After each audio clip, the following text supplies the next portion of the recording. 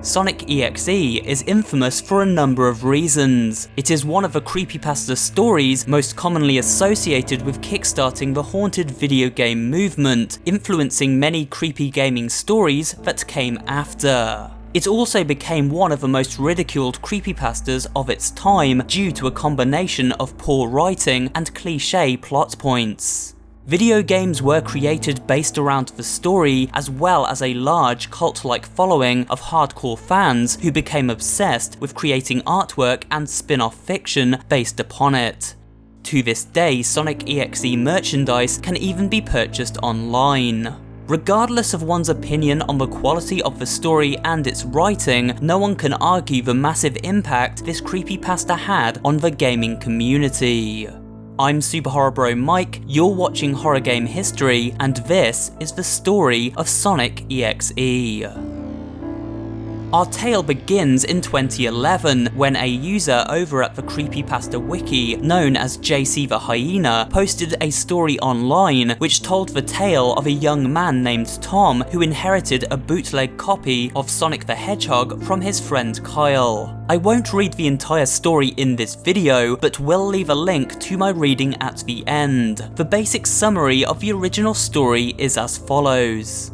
After booting up the Sonic.exe game, Tom discovers that it is haunted by a malicious spirit known as X, a godlike creature made of pure evil who is born out of a dark matter between dimensions and able to copy Sonic's appearance and then insert himself into the code of the game. Here, he not only glitches the game, causing Sonic's iconic characters to die in a number of horrifying ways, but also gains the power to leave the screen and prey upon the player themselves, dragging them into the game itself where he can torment them for eternity. At the end of the story, X manifests itself as a bleeding Sonic plushie who appears on Tom's bed behind him, and this is where the story ends.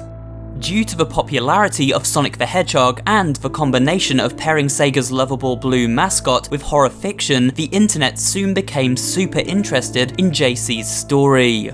Sonic.exe rose to popularity fairly swiftly as illustrations showcasing iconic moments from the creepypasta began popping up all over sites such as DeviantArt. The popularity of this horror story expanded in 2012 when a game creator by the username Mist Crimson programmed a video game which faithfully recreated the look and feel of the cursed Sonic CD.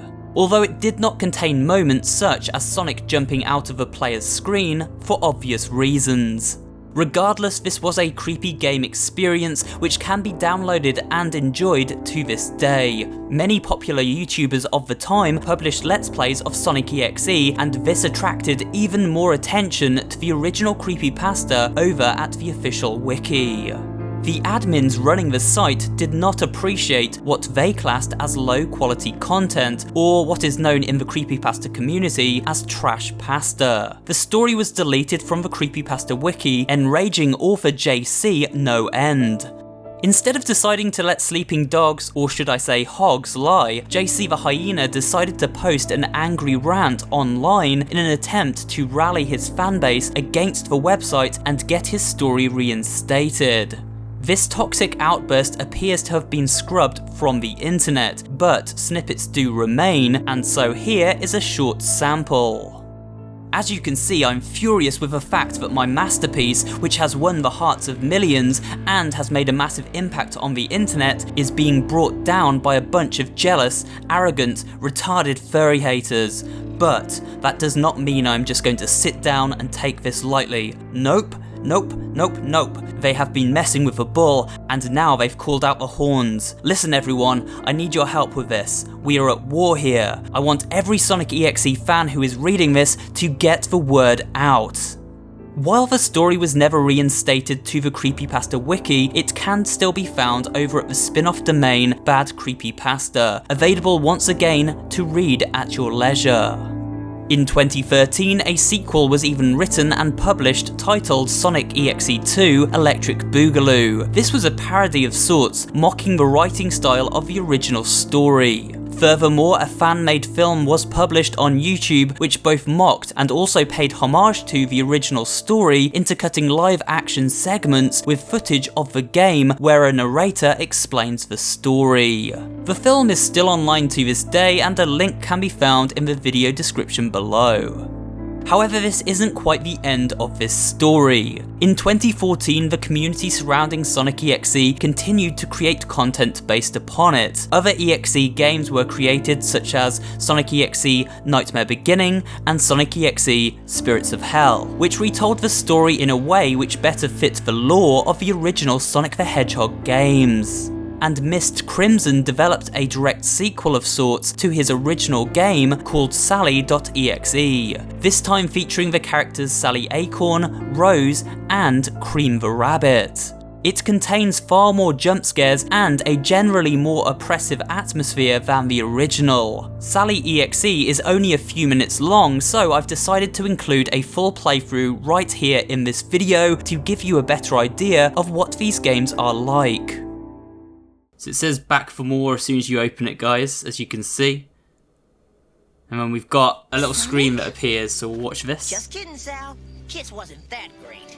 I think this is from the Sonic movie. Is grass green? Is perhaps the wet? cartoon show. And we've got the glitch, the first jump scare. It looks like it's put a virus of sorts into the computer, but it hasn't, of course. Well, touch wood, it hasn't actually put a virus on my computer. That's pretty ominous. So you can see that these kind of creepypasta games, this is up for round 2, you know, are kind of made to try and creep you out in the same way the creepypasta would. There's Amy Rose. There we go, so we're in.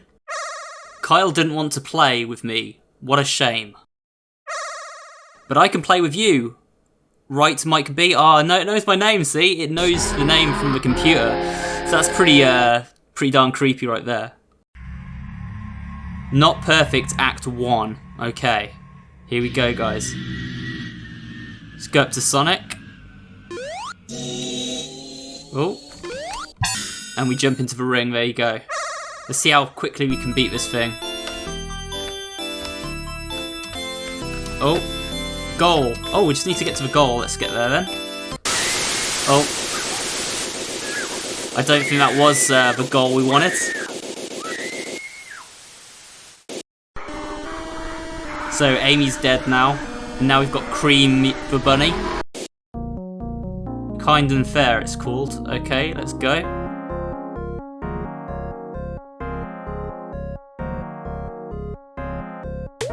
Oh, we've got a nice speed boost. Another one, and loads more. And what's gonna go on next? Oh, yikes. Okay. That's kind of a nasty way to go. Not the nicest way to go right there. And finally, we've got Sally. Let's see what happens with her. Act 9. Fair enough, okay. We've got Sonic. I'm just running around, I can't really do much. Oh, it's just getting dark. I can't do anything. Oh no, the walls are closing. Look, they're all closing around us, guys. What are we going to do?